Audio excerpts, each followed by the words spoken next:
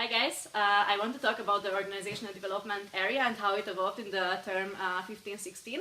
So what was the context we started our year with in terms of OD? It was mainly three things. One was that out of the 9 AIESECs we start our year, 4 of them were in danger zone and were close to being closed, so we wanted to react on that. The second thing was that since the year cycle modification happened, we didn't really have an aligned plan and the united plan as AIESEC in Hungary. And the third point was that we saw that out of the 9 AIESECs, only one could grow significantly in the past 2 years. So it was also a sign that most of the AIESECs don't have a very conscious growth path based on that. So there were 3 main projects I was focusing on in my term. The first one was the entity development. Here what happened on organizational development area was the main focus on the EB succession, first of all, as it is a crucial point in terms of how sustainable an AIESEC can act and how an AIESEC can have a proper leadership body who can manage the AIESEC growth and who can set standards and strategies to take the AIESEC to the next level. So here the main KPI for the period from July until October was to have a proper EB selection in all of the entities. So here I focused that we had EB panel in every entity introduced. So even the countryside AIESECs, they had an EB panel. And what was the result was that in the beginning of February, all the EBs except AIESEC Gödöllő could start with 5 EBs and had separately President, VP Finance and VP TM. So I think that this was the first step in terms of how we can make more like a higher management body of AIESEC in Hungary EBs.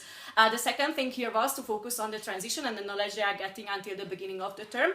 Here I opened for the outgoing EBs the position of being facilitators on national level and give this kind of knowledge, what they learned throughout the year for all the other AIESECs. I had a lot of applicants, so they were altogether 13 people working on this project, and they were delivering webinars and workshops and challenges throughout 3 months during the whole transition period for both developing and developed AIESECs.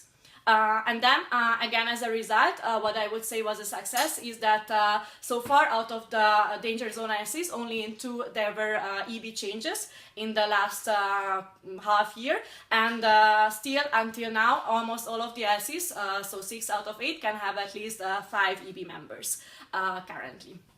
Yeah, the second thing was also in this entity development to focus on the specialized units, as it was a new concept compared to the previous years. So it was introduced 1 year before me, but obviously we started with only having 1 specialized unit, and we wanted to make this number grow. So here I had a very strong synergy with finance. We were working on the compendium, we were giving a lot of financial support.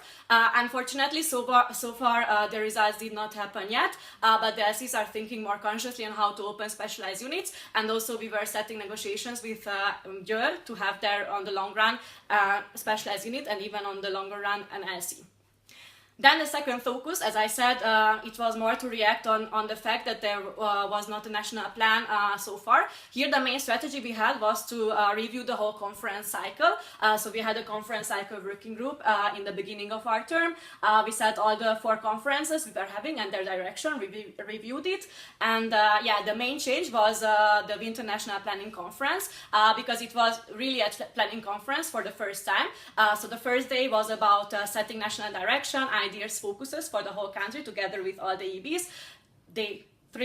Day 2, 3 and 4 was to have local planning for the EBs, and day 5 was about putting together the plan. So since then we have 1 common plan as AIESEC in Hungary and can go towards that. So I consider this also as a great achievement. And the third project I was working with was to find the development path of the AIESECs. So here I was working more closer with the growth model and with the health indicators and SONA. In the first half of the term, what happened was that we introduced the SONA model to collect information from the AIESECs and see where are the biggest gaps. In the second half, it was also to merge a health indicator system and SONA and to have an even more detailed and more concrete report with which we can ensure that the AIESECs can grow also in the next years and to make it happen. So these were the main projects I was working on in 15-16. In case you have any questions, you can approach me anytime. Thank you.